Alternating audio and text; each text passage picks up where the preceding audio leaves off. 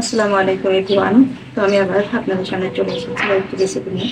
তো আজকে আমি তৈরি করব বাঁধাকপির ঘন্ট। তো এখানে আমি চুলায় একটি প্যান বসিয়ে দিয়েছি, আর এখানে আমি বাঁধাকপিগুলো এরকম কুচি কুচি করে কেটে নিয়েছি, ভালো করে পরিষ্কার করে ধুয়ে নিয়েছি। তো এখন আমি দিয়ে দিচ্ছি বাঁধাকপিগুলো।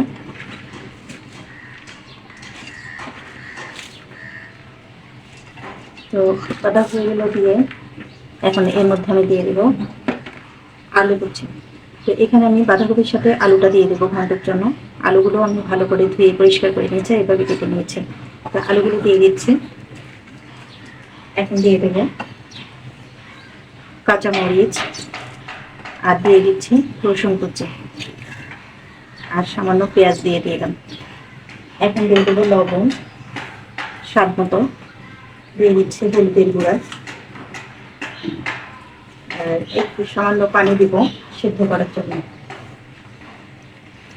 আমি এখানে 1 মগ মতো পানি দিয়ে দিয়েছি বাঁধাকপিগুলো সিদ্ধ করে নেওয়ার জন্য। তো এখন সব উপকরণগুলো দিয়ে আমি এখন বাঁধাকপিগুলো ভালো করে সিদ্ধ করে নেব। এই জন্য একটা ঢাকা দিয়ে ঢেকে দিচ্ছি, সিদ্ধ করে নেব। তো বাঁধাকপিটা আমার সিদ্ধ হয়ে গিয়েছে, দেখুন পানিটা শুকিয়ে গেছে, অল্প অল্প একটু পানি আছে, এটা সমস্যা নয়। এখন এর মধ্যে আমি সামান্য পরিমাণ চালের গুঁড়ো দিয়ে দেবো। এখানে চালের গুঁড়োটা নিয়েছি, শুকনো চালের গুঁড়ো। সামান্য দিয়ে একটু বাঁধাকপিটা ঘন্ট করে নেব। এটা ডাল মাখানোর সাহায্যে আমি বাঁধাকপিটা ঘন্ট করব। তো এভাবে কিছুক্ষণ ধরে ঘন্ট করে নিয়ে তারপরে তেলে বাগার দিব।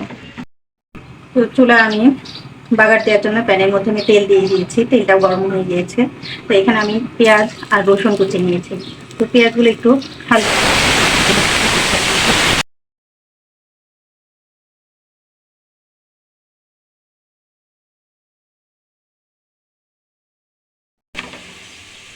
তো পেঁয়াজটা ব্রাউন কালার হয়ে এসেছে। আর আমি এখানে নিয়েছি কুমড়োর বড়ি। তো আসলে কুমড়োর বড়ি দিয়ে বাঁধাকপির ঘন্টটা খেতে কিন্তু অসম্ভব মজার লাগে। তো এখন আমি এই কুমড়োর বড়িটাকে ছোট ছোট করে ভেঙে নিয়েছি। এখন আমি তেলের মধ্যে দিয়ে ভেজে নেব।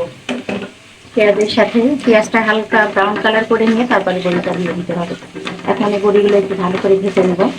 ভেজে নিয়ে এর মধ্যে আবার দিয়ে দেবো জিরা। এখানে আমি আস্ত জিরা নিয়েছি, জিরাগুলো ফোড়ন দিয়ে নিচ্ছি।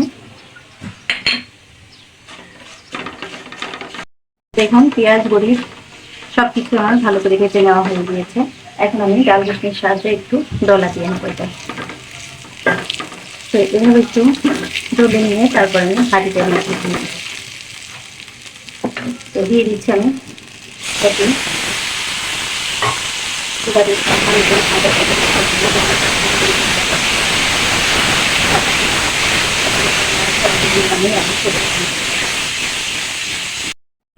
তো দেখুন তৈরি হয়ে গিয়েছে আমার কুমড়োর বড়ি দিয়ে বাঁধাকপির ঘন্ট।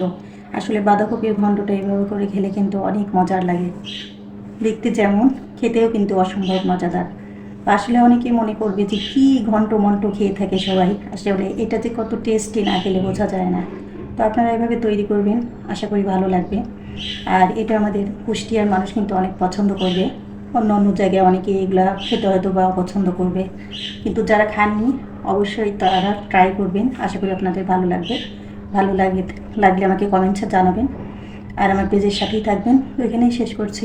আল্লাহ হাফেজ।